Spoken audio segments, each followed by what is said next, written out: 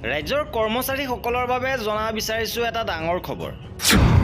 সমাগত বিধানসভা নিৰ্বাচনী কৰ্তব্যত নিয়োজিত কৰ্মচাৰীসকলৰ ইতিমধ্যে প্ৰশিক্ষণ প্ৰক্ৰিয়া প্ৰায় সমাপ্ত হৈছে। ইয়াৰ মাজতে কিছু গুৰুত্বপূৰ্ণ তথ্য আপোনালোকৰ বাবে লৈ আহিছোঁ। প্ৰথম, দ্বিতীয়, তৃতীয় পুলিং অফিচাৰ, প্ৰিজাইডিং অফিচাৰসকলৰ দায়িত্ব আৰু কৰ্তব্য সন্দৰ্ভত আমাৰ আজিৰ এই বিশেষ প্ৰতিবেদন।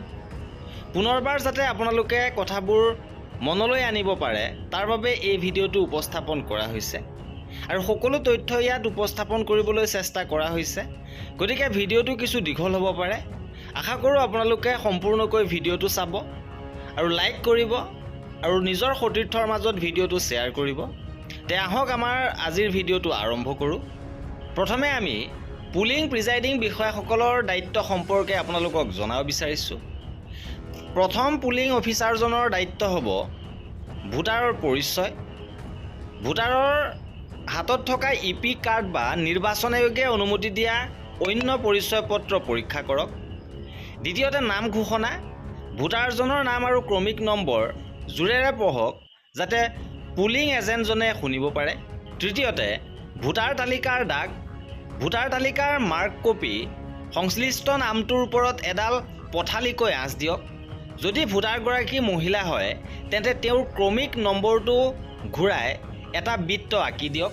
আৰু এয়া হৈছে প্ৰথম পুলিং বিষয়াজনৰ দায়িত্ব। এইবাৰ জনাব বিচাৰিছোঁ দ্বিতীয় পুলিং বিষয়াৰ দায়িত্ব। দ্বিতীয় পুলিং বিষয়াই ভোটাৰৰ আঙুলিত চিয়াহী লগোৱাৰ লগতে ৰেজিষ্টাৰ পৰিচালনা কৰিব। চিয়াহী লগোৱা তেওঁৰ দায়িত্ব যে ভোটাৰৰ বাওঁহাতৰ তৰ্জনী আঙুলিত নখৰ ওপৰৰ পৰা প্ৰথম গাঁঠিলৈকে স্পষ্টকৈ চিয়াহীৰ দাগ দিয়ক। ভোটাৰ ৰেজিষ্টাৰ মেইনটেইন কৰিব। ফৰ্ম 17A ভোটাৰ সবিশেষ 17ক ৰেজিষ্টাৰত লিপিবদ্ধ কৰক আৰু ভোটাৰৰ চহী বা টিপ চহী লওক। ইয়াৰ পিছত ভোটাৰ শ্লিপ, ৰেজিষ্টাৰত চহী লোৱাৰ পিছত ভোটাৰক এখন সৰু শ্লিপ ভোটাৰ শ্লিপ প্ৰদান কৰক।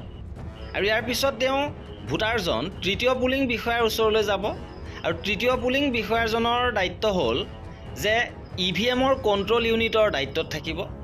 শ্লিপ সংগ্ৰহ কৰিব। প্ৰথমে তেওঁ শ্লিপ সংগ্ৰহ, ভোটাৰৰ পৰা দ্বিতীয় পুলিং বিষয়াই দিয়া শ্লিপখন সংগ্ৰহ কৰক।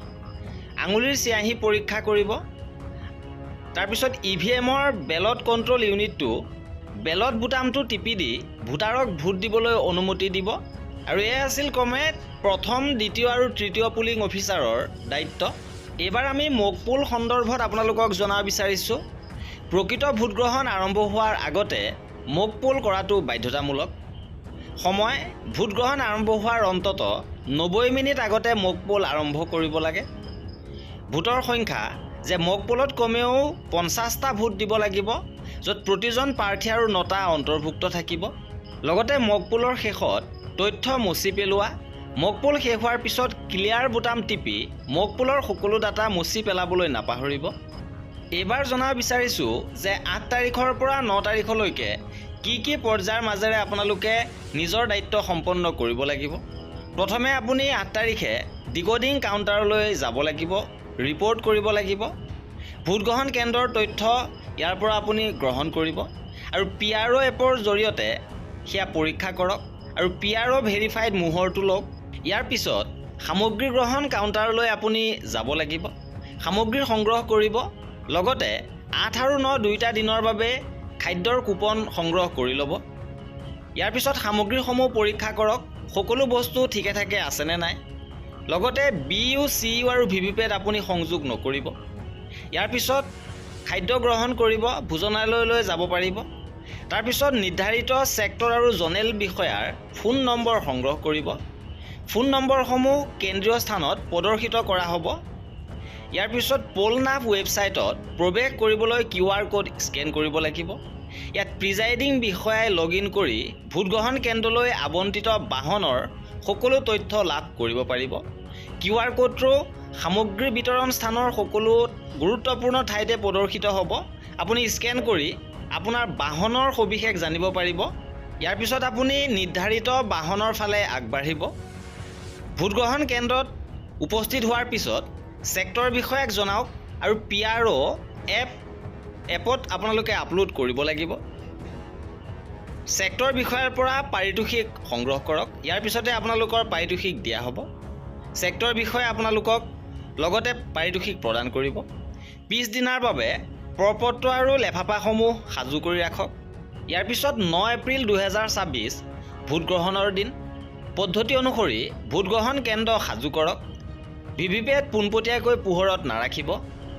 পুৱা 5:30 বজাত মক পোল আৰম্ভ কৰক। 5:30 বজাৰ আগতে মক পোল আৰম্ভ নকৰিব। ন্যূনতম 50টা ভোট ইয়াত নিশ্চিত কৰিব লাগিব। আৰু স্বেচ্ছাসেৱকসকলৰ প্ৰৱেশৰ অনুমতি দিয়ক। আৰু ভোটাৰৰ মোবাইল সুৰক্ষিতভাৱে ৰাখিবলৈ DEOৰ পৰা প্ৰাপ্ত তালিকা অনুসৰি মোবাইল ৰখা মোনাটো হস্তান্তৰ কৰক। ইয়াৰ পিছত এপৰ শেহতীয়া 5:45 বজাৰ ভিতৰত মক পোলৰ তথ্য আপলোড কৰক। CRC সম্পন্ন কৰক আৰু CU মোহৰবদ্ধ কৰক। CUত 0 ভোট থকাটো নিশ্চিত কৰক। ভিভিপেটৰ পৰা মক পোলৰ শ্লিপবোৰ আঁতৰাই পেলাওক। ইয়াৰ লগতে ভিভিপেট মোহৰবদ্ধ কৰক। ইয়াৰ পিছত ভোটদান প্ৰক্ৰিয়া আৰম্ভ কৰক আৰু এপত আপডেট কৰক। প্ৰতি 2 ঘণ্টাৰ মূৰে মূৰে ভোটদানৰ ধাৰা ছেক্টৰ বিষয়াক লগতে এপত আপডেট কৰক। পুৱা 9 বজাত, 11 বজাত, দুপৰীয়া 1 বজাত, বিয়লি 3 বজাত, লগতে সন্ধ্যা 5 বজাত আৰু 5 বজাত ভোটগ্ৰহণৰ সমাপ্তিৰ সময়। মুঠ ভোটদানৰ সংখ্যা পৰীক্ষা কৰক আৰু 17C আৰু এপত লিপিবদ্ধ কৰক। ক্ল'জ বুটাম টিপক। CU ইউনিট বন্ধ কৰক। লগতে ভিভিপেটৰ পৰা বেটাৰী আঁতৰাওক। পদ্ধতি অনুসৰি CU, BU আৰু ভিভিপেট মোহৰবদ্ধ কৰক। প্ৰাপ্তি পৰিকল্পনা অনুসৰি পেকেটবোৰ সাজু কৰক। ইয়াৰ পিছতে ভোটগ্ৰহণ সমাপ্ত হোৱাৰ বিষয়ে ছেক্টৰ অফিচাৰক জনাওক। সকলো সামগ্ৰী আৰু সাংবিধানিক আৰু অসাংবিধানিক নথিপত্ৰৰ সৈতে সামগ্ৰী গ্ৰহণ কাউণ্টাৰলৈ আগবাঢ়ক। সামগ্ৰী গ্ৰহণ কাউণ্টাৰ আহি পোৱাৰ পিছত আপুনি আহাৰ গ্ৰহণ কৰিব পাৰিব আৰু আহাৰ গ্ৰহণৰ বাবে কুপন আপুনি আগদিনাই প্ৰথমতে ৰিচিভিং কাউণ্টাৰৰ পৰা ল'ব লাগিব। নিৰ্ধাৰিত সামগ্ৰী জমা দিয়া কাউণ্টাৰলৈ আগবাঢ়ক। পৰীক্ষা আৰু জমা দিয়াৰ বাবে পৰিকল্পনা অনুসৰি নথিপত্ৰসমূহ দেখুৱাওক আৰু সকলো নথিপত্ৰ সামগ্ৰীসমূহ ঠিকে থাকিলে আপোনাক ৰিলিজ দিয়া হ'ব আৰু ইয়াৰ লগে লগে আপোনাৰ ডিউটি শেষ হ'ব। আৰু লগতে উল্লেখ কৰিছে যে অনুগ্ৰহ কৰি 10 এপ্ৰিল তাৰিখৰ বিয়লি 5 বজালৈকে আপোনাৰ ফোনটো বন্ধ নকৰিব। মানে বিশেষ কাৰণবশতঃ আপোনাক পুনৰ মাতিব পাৰে।